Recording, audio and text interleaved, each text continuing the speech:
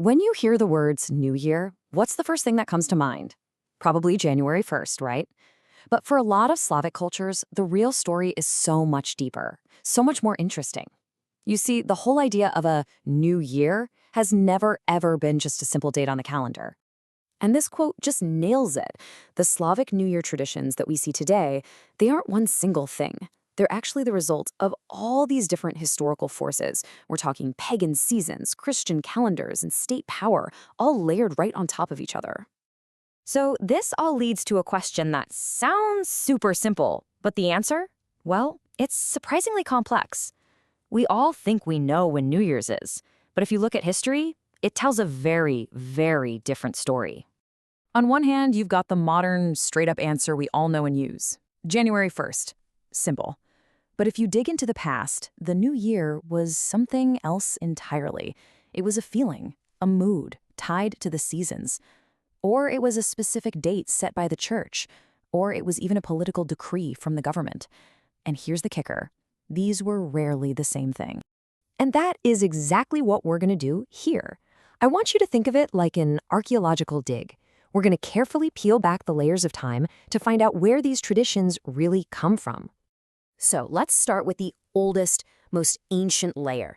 This is a time way before formal calendars, a time when the year was understood as this living, breathing cycle that was all about the seasons. For early farming societies, the year wasn't a list of dates on a page. It was this constant loop of survival. First, you had to endure the brutal scarcity of winter. Then you got to embrace the hope of spring. Then you had to manage the growth all summer. And finally, you could celebrate the reward of the autumn harvest. This cycle, this was literally everything. And this is absolutely the key point.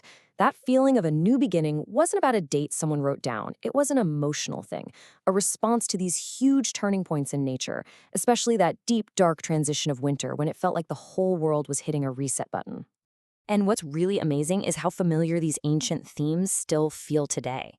During that really fragile winter period, people would do rituals for protection, they'd make a lot of noise to scare away darkness, and they'd speak their wishes out loud for a good, prosperous new cycle. All of this whole ritual framework was in place long before January 1st was even a thought. Okay, now let's add the next layer to our story. With the arrival of Christianity, a brand new, really powerful idea came along. The idea of time as a formal, organized system, a calendar.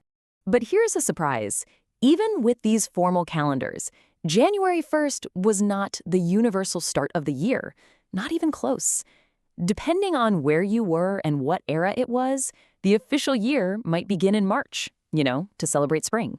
Or it could start in September, following the Byzantine church calendar. And this table just lays it out so perfectly. You ended up with this split. You had an administrative new year that the church and state used for serious stuff like taxes and official documents. And then you had the folk new year mood, which stayed right where it always was, rooted in the winter season, and was all about luck, renewal, and community. Basically, the official date and the people's traditions were running on two completely different tracks.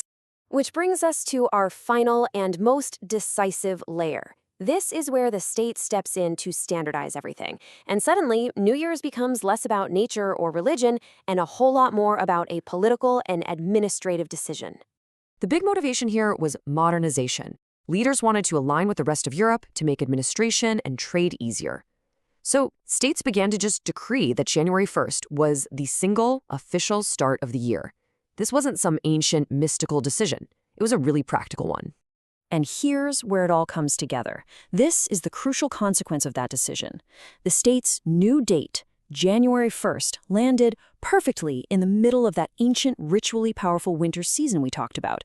So, instead of erasing all the old traditions, the reform just gave them a new official name, New Year's celebrations. But wait, the story has one more totally fascinating twist, and that is the old New Year. Now, this isn't some ancient pagan tradition that survived.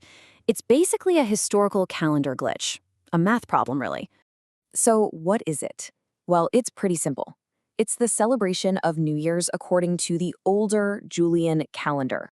And because that calendar drifts a little bit over time, its January 1st now falls around January 14th on our modern Gregorian calendar. It's like a cultural echo of a different way of counting time. So here's how it happened step by step. The people in the church followed the old Julian calendar for centuries. Then, the state switched to the newer, more accurate Gregorian calendar for all its official business. This created this gap between the two systems. And the result? A lot of people just decided, hey, why not celebrate both? So they did. They celebrate the official New Year and then the traditional Old New Year a couple of weeks later. So, with all these changing dates and shifting calendars, you have to ask, what is it that actually lasts? What endures? Well, let's look at the themes that have stayed incredibly stable through all these layers of history. It really doesn't matter if it was an ancient winter festival or a modern New Year's party. The core human desires are exactly the same. We wish for abundance, for prosperity, we want to cleanse the old to make way for the new, we gather with our community, and we push back against the literal and figurative darkness of winter with noise and with light. These are the things that truly endure. I think this quote just says it all. It perfectly captures that ancient logic that still drives our celebrations today. It's this fundamental human response to the turning of the year, a powerful act of hope and maybe even a little defiance in the face of winter. So, to wrap it all up, the Slavic New Year really is this fascinating blend of three distinct layers.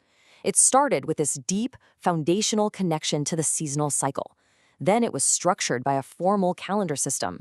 And finally, it was standardized by the modern state. And every single one of those layers left its mark.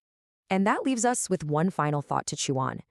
If the official dates can change so much over time just because of politics or math, then what is it that really makes a tradition feel real? What gives it its meaning and its power to last for centuries? It's something to think about.